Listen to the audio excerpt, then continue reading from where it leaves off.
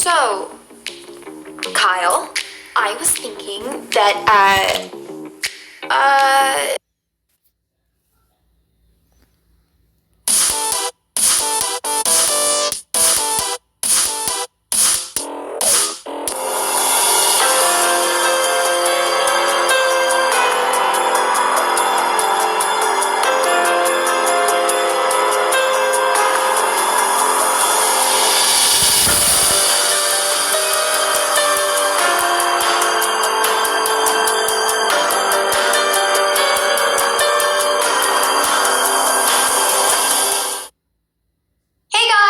jessii, and there's probably a couple different things that you're staring at right now. The first thing is probably this brand new background behind me is gorgeous, and you're also probably like, Jessie, what the heck are those dots on the side of your eyes? All right, let me explain. Let me explain. So I was just doing my makeup, and I got to the mascara part, and I sneezed, and I poked the mascara on the side of my eye, which left like a little black circle, and instead of cleaning it up, I was like, wait, maybe I should do like a black circle on this side of my eye as well. So now I have two black dots, not loving them, but I decided to just like make it a style, like just for today. Actually, for the next 2 videos, because I'm filming 2 today. So if you're like, Jessie, that's weird, that looks so weird. I know. I love being weird. You never know, I may have just started a brand new trend. By next week, everyone's gonna have these things on their eyes. Okay, so because you see that we have a new background behind us right now, I'm gonna be announcing the winner of last month's Coraline background. The contest was on Twitter. I asked you guys which magical power you would like to have, and the winner is Peyton, and she said, I would choose to see ghosts. So if a family member dies in the house, I will see their spirit in the house. Wow. I feel like that would be a really cool thing to have, but also like really sad. Anyways, congratulations and thank you to everybody who entered. This month's background is like this really cool wave. I wanted to have something very bright and summery because it is summertime. It's nice and warm here in Canada. So we got a wave that looks like it's about to like engulf me, and we also have this like cool sun happening over here, so I really like this. It's very different from things that I usually have behind me, and that's why I'm liking it. So if you would like to win this one, this time the contest is over on Instagram, so go over there, follow me, and DM me any emoji that's in your favorite color. So it could literally be any emoji on your phone as long as it's your favorite color in the whole world. And then I will be announcing the winner in a few weeks. Are you still staring at these dots? I feel like you are. Alright, so in today's video, we're gonna be talking about 2 retro playground games, and I know you guys know these 2 games. The first one is jump rope, and the next one is hopscotch. So we're gonna be going into the history, and then we're gonna be talking about some very creepy things that have to do with those 2 games. So let's start off with a little bit of history about playgrounds. And by the way, my audio hasn't been fixed yet, I'm so sorry. We're gonna have some echoes in here for a while.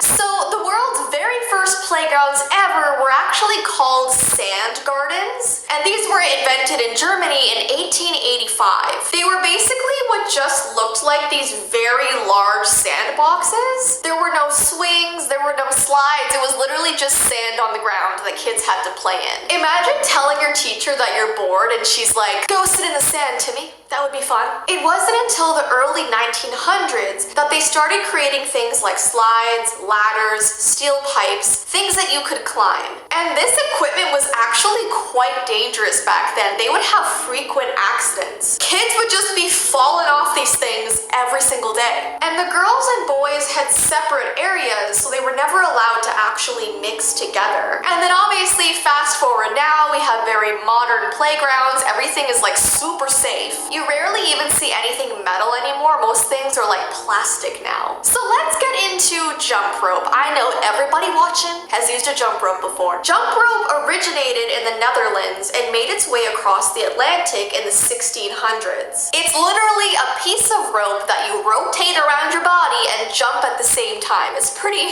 straightforward. I remember how excited I was when I first taught myself how to use a jump rope. Like, it seems very basic, but when you're a kid and you master it, you're like, yes, I am the queen of jumping. The next day I went to school and showed off in front of everybody in the playground. And yes, I know it's not that impressive, but little Jessie thought it was. So let's talk about a very scary story that's called the Headless Jump Rope Girl. Yeah, There's a story about a little girl who went to a summer camp in the middle of the woods. The camp was built in 1923, so it was extremely old. Rumors went around that a headless ghost playing jump rope could be seen on the camp's playground after the sun went down, and she would just be out there by herself, not even blinking, just staring at anybody who was watching her. You knew she was there because you would be lying in your bed.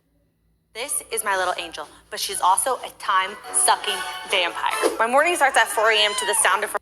And you'd hear the tapping of the rope hitting the pavement over and over again. And she didn't bother anyone, so it wasn't even like she was necessarily that evil. It just made people who saw her very uncomfortable, obviously. People say that she had drowned in the lake back in the 50s. So now she haunts the camp with her favorite jump rope that she had brought with her. So whenever kids went to camp, they were allowed to bring like one item with them that they would like to play with, and this headless ghost brought her jump rope. So now she's stuck with that in the afterlife. So let's move on to the jump rope paranormal game. You guys knew this one was coming. So I was looking through the comments of this story, and so many people were saying that if you go into your basement and use a jump rope after the sun goes down, she may come and join you. Apparently you have to go down there and say, Layla, come and jump with me, over and over again until she comes and joins you. And like I said before, apparently she's a very friendly, good spirit, so she's not gonna actually harm you. But let me tell you, if I see a little ghost girl playing jump rope in my basement, I am out of here. I kind of want to play this game over on my vlog channel, so we'll see. If I do, it'll be over on that channel. This really reminds me of something called Jumping Jenny. It was a creepy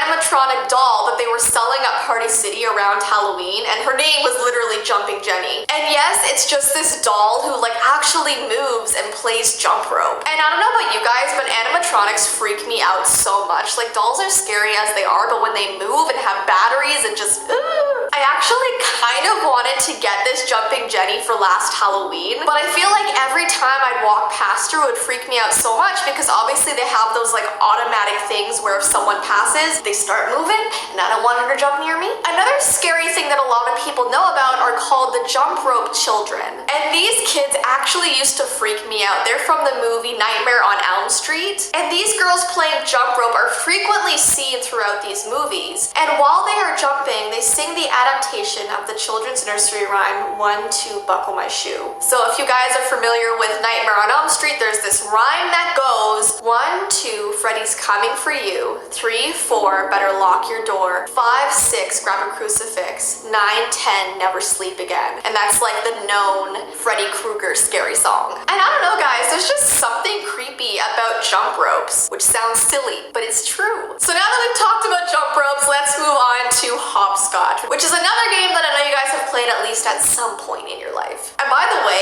anytime I hear the word hopscotch, I think of that scene from The Corpse Bride, where she angrily says, hopscotch, to Victor and then pulls him down to the underworld. If you haven't seen that, go watch it. Hopscotch is an age-old children's game based on an idea of not stepping on lines. You must hop over the line drawn on the ground, and the lines are drawn in a variety of patterns, and sometimes the spaces in the diagrams are numbered. The earliest ever recorded game of hopscotch was actually in 1677, and the game back then was actually called Scotch Hoppers. So I'm gonna tell you a story called Late Night Hopscotch. This story is about a little boy who had a really terrible home life. He had a father and a stepmother that didn't treat him very well at all. They were just very hard on him. They had so many rules in the house, and they would often threaten to not even give him dinner if he came home from school with bad marks. So at night when his parents went to bed, he climbed out his window and drew the hopscotch game on the road in front of his house using chalk. He just wanted to be out of his house doing something fun for once, and the only time he could do that was when his parents were asleep. Well, whenever he'd be playing the game, a little girl in a blue polka dot dress and curly blonde hair would walk down the road and ask to play too. So he would draw a second hopscotch game on the road beside his so she could also play along. And they actually started to become very good friends because whenever he was outside at night, she would come on and join him.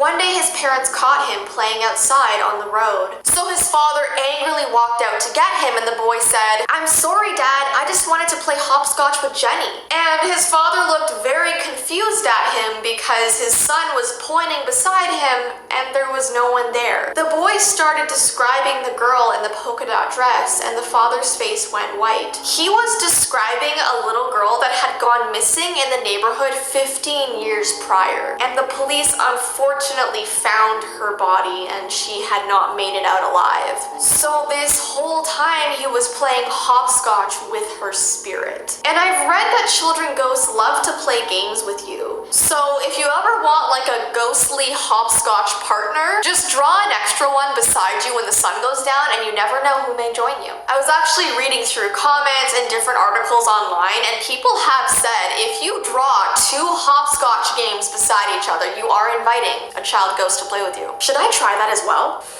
Oh my goodness. Anyway, so guys, those are the 2 retro playground games we're going to be talking about today. There are obviously so many that you and I probably all know and love. So if you want me to continue this series, definitely give this video a thumbs up and let me know. I love talking about vintage and retro, really creepy things. And yeah, if you would like to win this background behind me, don't forget to enter it on my Instagram. And I hope you guys have an awesome rest of your day, and I will see you in my next video.